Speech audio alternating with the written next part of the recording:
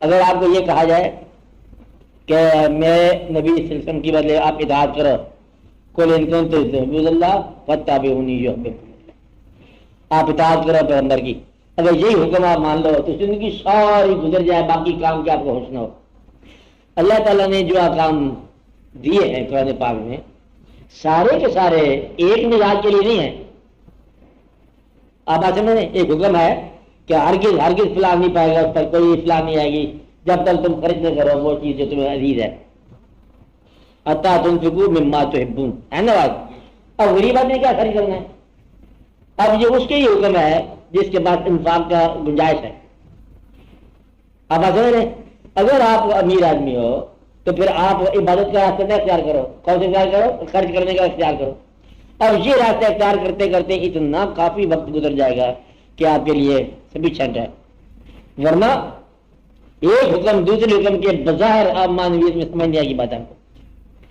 ایک جگہ اللہ تعالیٰ کہتا ہے کہ شار کرو زمین میں اور دیکھو مکذبین کی عاقبت، احتیاط ہے نا، سیروا فی الارض فانظروا کیف کان عاقبۃ المکذبین، سیر کرو دیکھو۔ آپ سیر کرنے جاؤ تو ٹھہرنے کا وقت نہیں ہوگا، گھروں کی بات کون کرے گا؟ ایک جگہ حکم یہ ہے کہ ابھی جان کو ہلاکت میں نہ ڈالو، ہے نا؟ ایک جگہ حکم ہے کہ جان اللہ کی راہ میں قربان کر دو۔ تو کون اوکھا کون ہوگا بندہ جو سارے حکم میں سے ایک اپنی پسند کا نسخہ نکال لے جھگڑے کے لیے؟ دیکھو یہ کیسے سکتا ہے، یہ اللہ تعالیٰ نے کہہ دیا کہ یہ تو مشکل ہے، یہ ہے بحث ماننے کے لیے ایک حکم کا۔ کیا کہا؟ کہتا ہم تو ایک حکم میں لگے، انہوں نے کہا یہ آپ نے قرآن پاک ختم کر لی، کہتا ابھی تو الف لام میم میں عمر گزر گئی، یہ سمجھ نہیں آئے گی یہ کیا ہے۔ اب آپ سمجھ رہے نا؟ تو اللہ کے ساتھ سنسیئرلی خلوص کے ساتھ اس کی بات کو مانتے ہوئے ایک حکم کو اگر تصدیق کے ساتھ آپ چل پڑو تو سارے مسائل حل ہو جائیں گے۔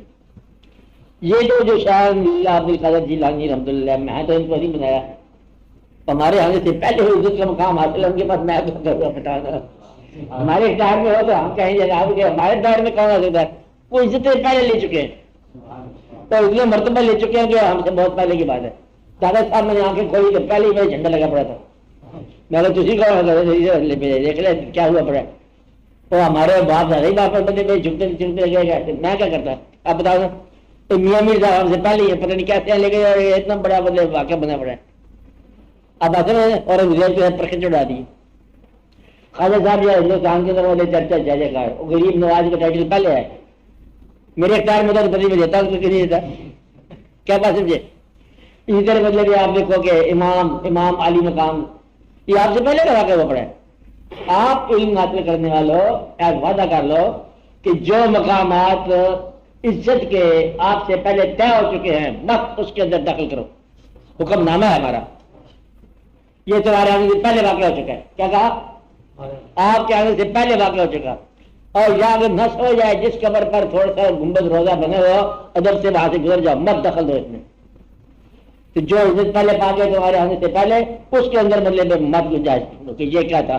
اپنا ریشہ ڈھونڈو، اپنا دور ڈھونڈو، اپنا باطن ڈھونڈو، اور خوش باطن نہیں ڈھونڈو، بد باطن نہیں ڈھونڈو اپنی۔ کتاب آ چکے ہیں، بلند مقام آتا ہے، آسمان اور زمین پہ چرچے۔ آسمان کیا ہوتا ہے؟ زمین کیا ہوتی ہے؟ وہ لفظ ہوتے ہیں۔ اور آسمان کیا ہے؟ بندہ نہ ہوتا آسمان کیا ہے؟